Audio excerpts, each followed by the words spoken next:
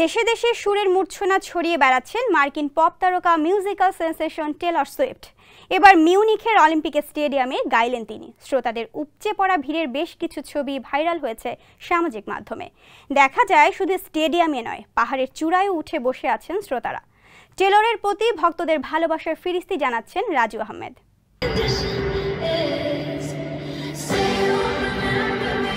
বিশ্বের বিভিন্ন দেশ মাতিয়ে এবার মিউনিখের অলিম্পিক স্টেডিয়ামে গাইলেন সময়ের অন্যতম সেরা পপ তারকা মিউজিক্যাল সেন্সেশন টেলর সুইফট। স্টেডিয়ামে যেন তিল ধারণের ঠাঁই নেই, বাইরেও দেখা গেছে হাজার দর্শকের ভিড়। গায়িকাকে শুনতে অলিম্পিক পাহাড়ের চূড়ায় উঠেছেন অনেকেই।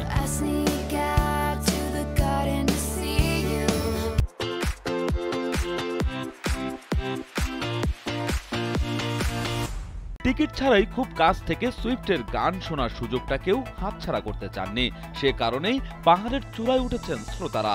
এমনকি চূড়ায় জায়গা না পেয়ে পাহাড়ের খাসটাকেই দখল করে নিয়েছেন তাদের কেউ কেউ। ল্যাভেন্ডার হ্যাচ খ্যাত গায়িকা ইরাস ট্যুরে জার্মানির মিউনিখে দুটি শো করেছেন। গত শনিবার ও রোববার অলিম্পিক স্টেডিয়ামে সুইফটের দুটি কনসার্ট ছিল।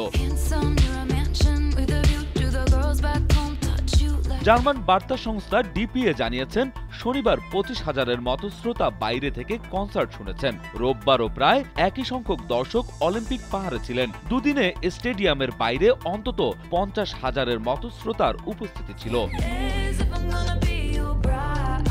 দুদিনে স্টেডিয়ামের ভেতরে 74,000 দর্শক সুইফটকে শুনেছেন। অলিম্পিক পাহাড়ের শ্রোতাদের বেশ কয়েকটি ছবি সামাজিক যোগাযোগ মাধ্যমে ছড়িয়ে পড়েছে। এদিকে বাইরে থেকে এত কষ্ট করে যারা সুইফটকে শুনেছেন তাদের জন্য বার্তাও দিয়েছেন এই গায়িকা। বলেছেন, যারা স্টেডিয়ামের বাইরে থেকে আমাদের শুনছেন তাদের সহ সবাইকে ধন্যবাদ জানাই।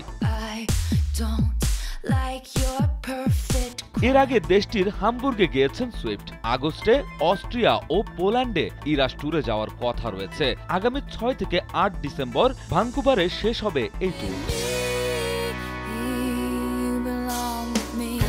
রাজু আহমেদ, কালবেলা।